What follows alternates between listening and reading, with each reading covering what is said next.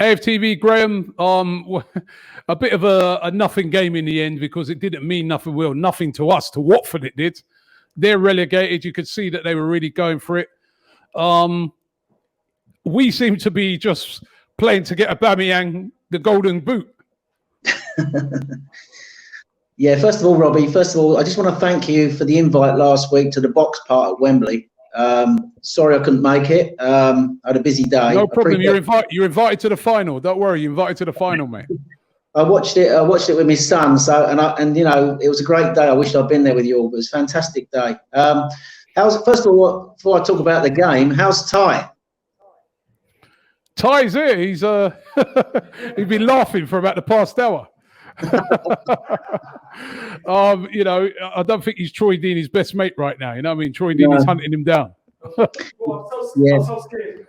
I mean, overall, Robbie, our disappointing league campaign ended today, didn't it? It's not good enough to achieve European football for the club for the first time since the 1990s.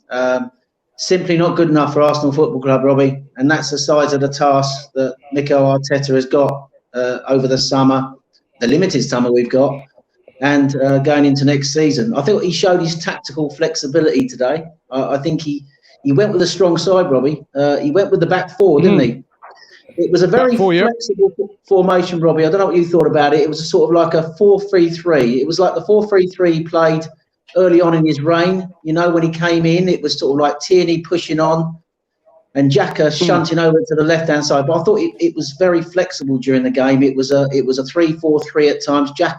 The team took their positions in the formation from where Xhaka played. Xhaka played left side at centre half at times. He pushed up into a pivot with Sabaya. So it was flexible, Robbie. It was 4-3-3 at times, 4-2-3-1 and 4-3-3.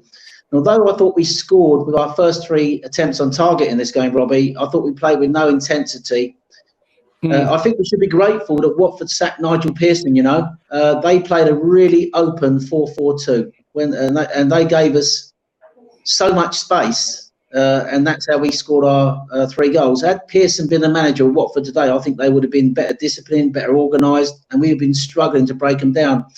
And I think you saw what we offer going forward when we play with the 4 at the back. It makes us better going forward, but it leaves us absolutely sloppy and shaky at the back. And that's how the game played out, you know. I thought the midfield offered very little protection to the defence.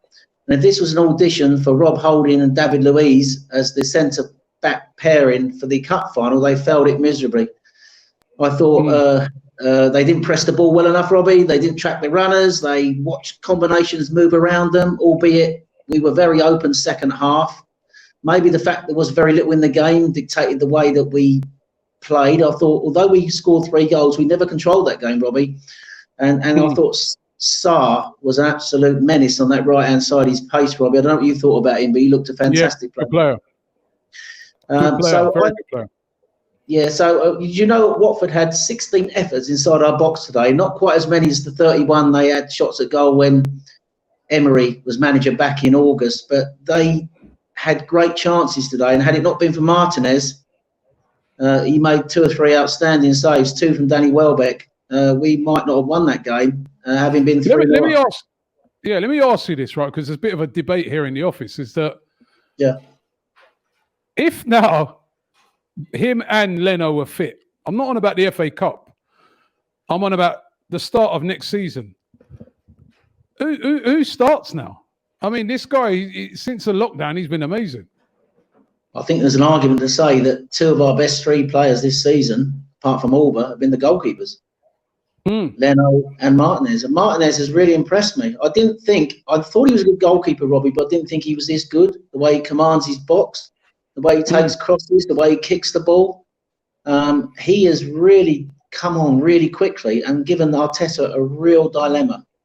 I can't see how we're going to keep both of them, Robbie. I really can't. But Leno is the younger man, isn't he? So I would think that you would probably keep the younger man for me. But what a great pair of goalkeepers we got here. So it's who you prefer, isn't it? I think that I would stick with Leno. Leno was fantastic up to his injury, but Martinez has proved if they were to, they could probably get more money for Leno. I mean, I don't know how the board are going to look at it if they wanted to sell a goalkeeper. Well, they can't get rid of Leno. I mean, but they can't get rid of him, Robbie. But you gave me an option there. Are they going to keep both goalkeepers? They won't keep both goalkeepers happy. One of them is number 2, will they?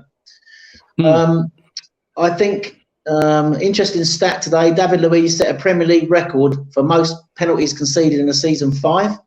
He was playing to try and get Alba the Golden Boot, and he finished 1 goal behind Vardy, didn't he? It was so frustrating when he got played in. I thought Eddie was so unselfish playing him in. I think he should have dinked it, shouldn't he? If he dinked it over Foster, he would have with the Golden Boot. I thought if you're asking me about auditions today for the Cup final, I was interested to look at Joe Willock today. I didn't think he did enough in the game, to be honest. But I think you saw everything about why we're so weak at the moment in the way we get easily transitioned through.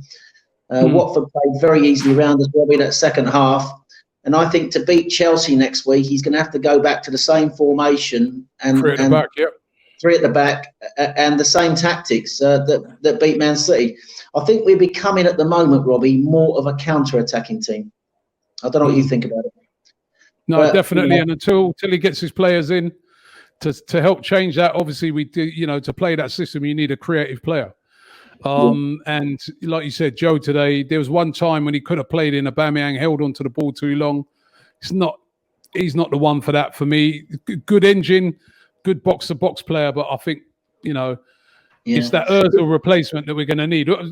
Someone who can do a lot more than Ozil, not just create, but be sort of very pressing and all that as well.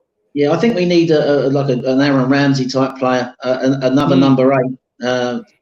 Just on Aubameyang, I saw on Twitter that selected strikers in the Premier League since the start of 2018-19 Premier League goals. This is Kane 35, Aguero 37, Mane 40, Vardy 41, Salah 41, Aubameyang 44.